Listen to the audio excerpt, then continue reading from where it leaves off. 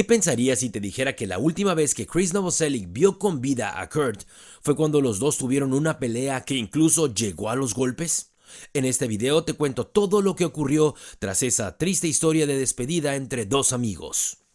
En marzo de 1994, la situación de adicción de Kurt Cobain había superado todos los límites, tanto así que el 25 de ese mes se organizó una reunión en la casa de Kurt a la que asistieron familia y gente cercana a la banda, como Chris Novoselic y los managers de Nirvana. El objetivo de esa reunión era convencer a Kurt que su adicción para ese momento ya se había convertido en un problema y que debía ser tratada urgentemente. Se comenta que la reunión fue tensa, pues mientras las personas daban sus opiniones del por qué Kurt debía buscar ayuda, Courtney Love incluso amenazó a Kurt con no dejar ver a su hija, Frances Bean Cobain, hasta que él buscara ayuda. Y Kurt se dice que simplemente miraba al suelo sin decir media palabra. Después de esto, y a regañadientes, a la final Kurt accedió e iría a rehabilitación. Unos pocos días después de la reunión, el 29 de marzo, Chris Novoselic fue el encargado de llevar a Kurt desde Seattle al aeropuerto de Tacoma, pues el centro de rehabilitación al que iría Kurt estaba en Los Ángeles, California. Se menciona que el viaje al aeropuerto fue caótico, pues Kurt insistía a Novoselic que desviara la ruta para pasar primero por un local específico de McDonald's, pero esto solo era una excusa, pues dicho local estaba cerca de la casa de uno de los vendedores de sustancias que Kurt frecuentaba.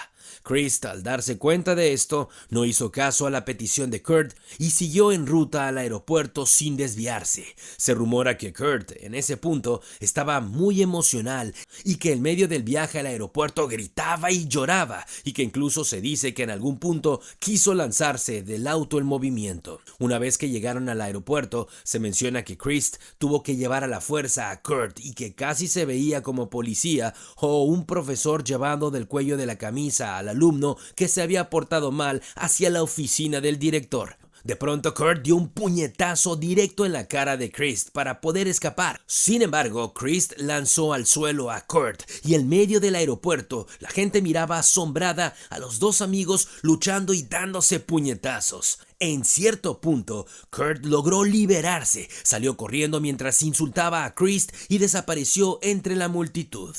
Chris regresó solo a Seattle y se dice que lloró durante todo el camino por lo que acababa de ocurrir con su mejor amigo.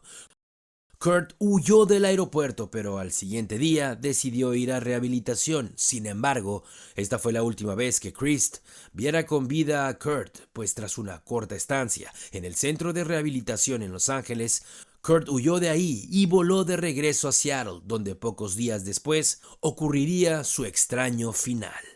Días después, Chris asistió al funeral de su amigo y estaba devastado, pues se menciona que Chris lidió por años el haberse despedido de su amigo de una forma tan ruda y en tan malos términos, ya que se conocían desde la secundaria y prácticamente el uno era familia del otro. Han pasado casi 30 años desde la muerte de Kurt y se menciona que Chris sigue lidiando con la abrupta pérdida de su mejor amigo, y tal es así que muchos que conocieron a Chris insisten que él definitivamente cambió y no es el mismo desde que Kurt murió. Si quieres conocer más historias de Nirvana, aquí te dejamos una lista de reproducción con todos los datos curiosos e historias interesantes de Kurt Cobain y Nirvana. Gracias por apoyar nuestro contenido y ¡chao!